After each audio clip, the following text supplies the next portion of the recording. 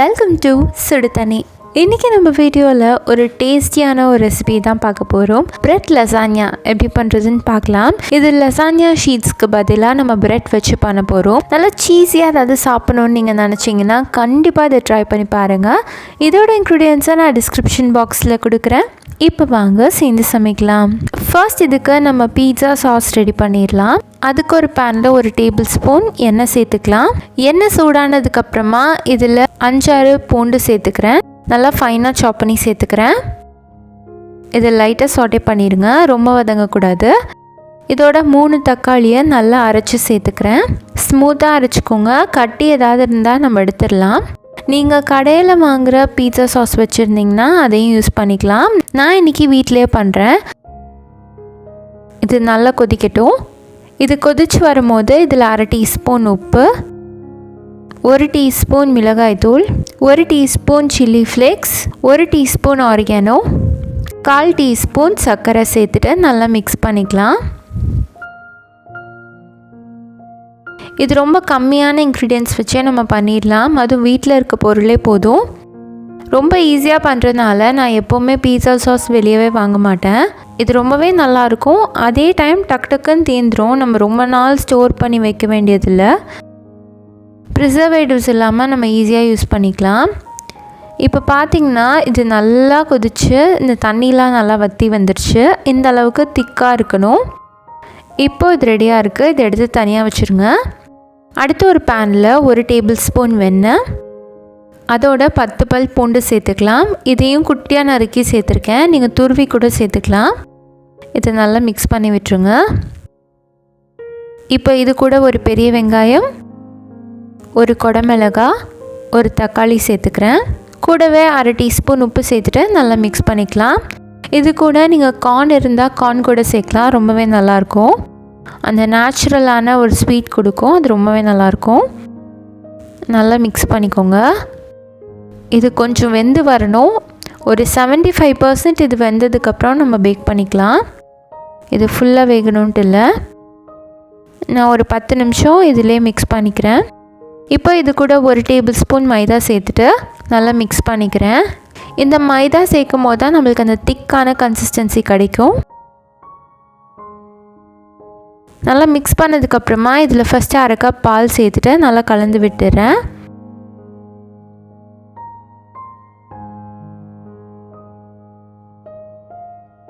இது மிக்ஸ் பண்ணிட்டே இருக்கும் போது பால் நல்லா திக்காகி வரும்.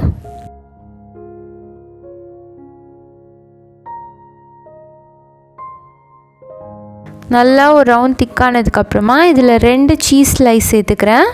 இது ப்ராசஸ் சீஸ் தான். நீங்கள் க்யூப்ஸை கூட கிரேட் பண்ணி சேர்த்துக்கலாம். சீஸ் சேர்த்து நல்லா மிக்ஸ் பண்ணிக்கிறேன்.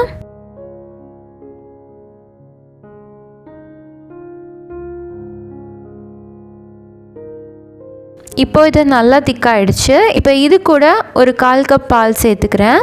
ஸோ இந்த கன்சிஸ்டன்சியை நம்ம அட்ஜஸ்ட் பண்ணிக்கலாம். பால் இவ்வளோ தான் சேர்க்கணும் அப்படின்ட்டு கிடையாது. நீங்கள் எந்த கன்சிஸ்டன்சியில் அதை கரெக்டாக எடுக்கணுங்கிறது தான் முக்கியம். கூடவோ குறைவோ நீங்கள் சேர்த்து அட்ஜஸ்ட் பண்ணிக்கலாம்.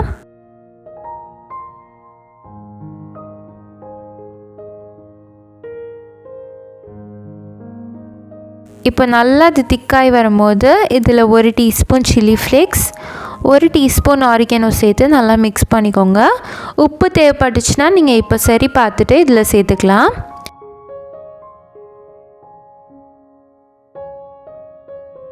இப்போ இந்த சாஸ் ரெடியாக இருக்குது.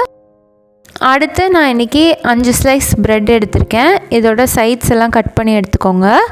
இப்போ ப்ரெட்டை டைரெக்டாக நம்ம அப்படியே யூஸ் பண்ணாமல் இந்த மாதிரி ஒரு ரோலர் வச்சு நல்லா அமுத்தி விட்டுக்கலாம்.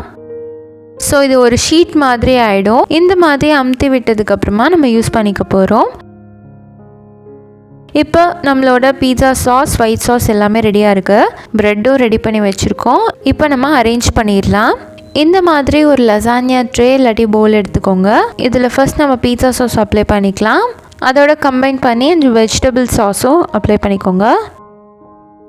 சேர்த்துட்டு நல்லா ஸ்ப்ரெட் பண்ணி விட்டுடலாம். இதுக்கு மேலே நம்ம அந்த ப்ரெட்டை அரேஞ்ச் பண்ணிடலாம். சைஸ் சின்னதாக இருந்துச்சுன்னா அதுக்கேற்ற மாதிரி கட் பண்ணி அரேஞ்ச் பண்ணிக்கோங்க. இது மேலே மறுபடியும் நான் சாஸ் போட்டுக்கிறேன்.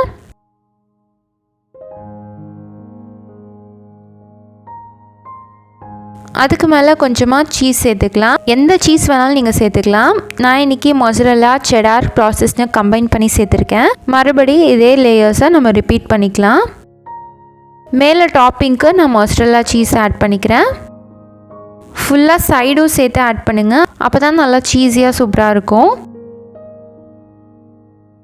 சீசனிங்காக நான் கொஞ்சம் சில்லி ஃப்ளேக்ஸ் அண்ட் ஆரிகானோ சேர்த்துக்கிறேன்.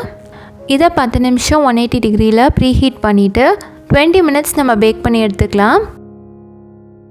அவ்வளோதான், நம்மளோட பிரெட் லசானியா இப்போ சூப்பராக ரெடி ஆகிடுச்சு. லசானியா ஷீட்ஸ்லாம் இல்லாமே ரொம்ப ஈஸியாக பண்ணக்கூடிய ஒரு ரெசிபி. கடையில் சாப்பிட்றத விட இது ரொம்பவே நல்லா இருந்தது. நீங்கள் ஒரு சீஸ் லவராக இருந்தீங்கன்னா கண்டிப்பாக இந்த ரெசிபியை ட்ரை பண்ணி பாருங்கள். இந்த வீடியோ உங்களுக்கு பிடிச்சிருந்தால் லைக் பண்ணுங்கள். சுடு தண்ணி சேனலை சப்ஸ்கிரைப் பண்ணுங்கள். தேங்க்யூ.